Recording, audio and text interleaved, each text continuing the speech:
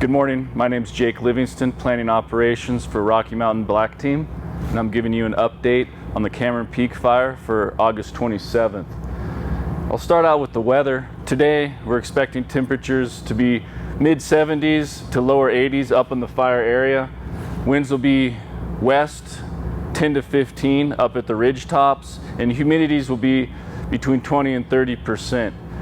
This afternoon there will also be a chance for thunderstorms, so we'll keep an eye out for those, for gusty outflow winds and hopefully some rain to help out with the fire. Moving on to the fire itself, our priority on the fire is firefighter and public safety, and the overall intent with our control lines is to keep fire out of the surrounding communities and infrastructure. As far as an update for Division Alpha Zulu, got the 103 Laramie River Road, still monitoring the fire behavior there in proximity to the values at risk. North of the Stubb Creek Work Center, I mentioned previously there were 44 structures. They're assessing and prepping there. They will be complete with that by the end of the day today. They also have a new Dozer line that comes off the 103 Laramie River Road up toward Division Foxtrot. They'll complete that today and then start prepping along the edges of that with hand crews. Moving into Foxtrot, we still have those contingency lines across the top between the Foxtrot Lima break and the Alpha Foxtrot break. Still using machines in there, still improving behind those with hand crews.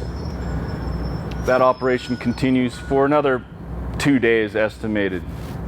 Division Lima, south of the Crystal Lakes area, still have the indirect line there, still improving on that. 1 to 2 days left on that, so similar operations as yesterday there. As far as Division Romeo, Redfeather Lakes area, they've completed a dozer line around the DP 220 area just south of Redfeather Lakes. They've completed Manhattan Road, as I mentioned previously. They've put some dozer lines in out to the east, and they'll improve those with ground personnel. Down in the vicinity of Division or DP 300, the 68 road, they have a dozer line that comes off of that down to the south, and there's an old prescribed fire down there from last year that they're going to tie into that because it makes a great fire break. Moving south from the prescribed fire down toward the 14 road, that's all completed. They'll look at areas to possibly come down with the dozer line over here to the Highway 14 corridor, but there's a lot of scouting left to do there. Moving over into Division Uniform, I mentioned previously there was a dozer line that came off the Crown Point Road system down to the north, down into the Highway 14 corridor. That was completed yesterday by the Hotshots. They came off the end of the dozer line where it got really steep, and then the Hotshots put hand line down at the bottom of the road there. So that's looking real good, and they'll continue to assess out the Crown Point Road for opportunities to bring control lines down some ridge lines. They'll also keep working the road system, prepping it. In Division Uniform, you also have the structure group working. So the structure group is taking care of all the structures along the road as Division Uniform resources remove the excess vegetation along the roadway. So really two operations going on there with two groups, Division Uniform and the structure protection group.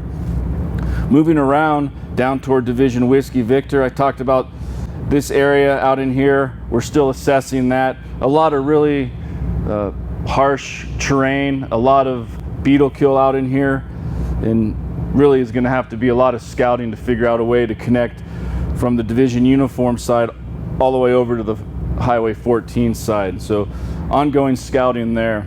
Division Whiskey, Highway 14, Joe Wright Reservoir, Long Draw Road. They're monitoring all this activity there in proximity to the values at risk along Long Draw Road and the Highway 14 area. As far as structure group, I did mention how they were working up in the CSU Pingree Park area. They're also working along the Highway 14 corridor. They're monitoring this fire activity up in the vicinity of the tunnel as it moves down the Highway 14 corridor.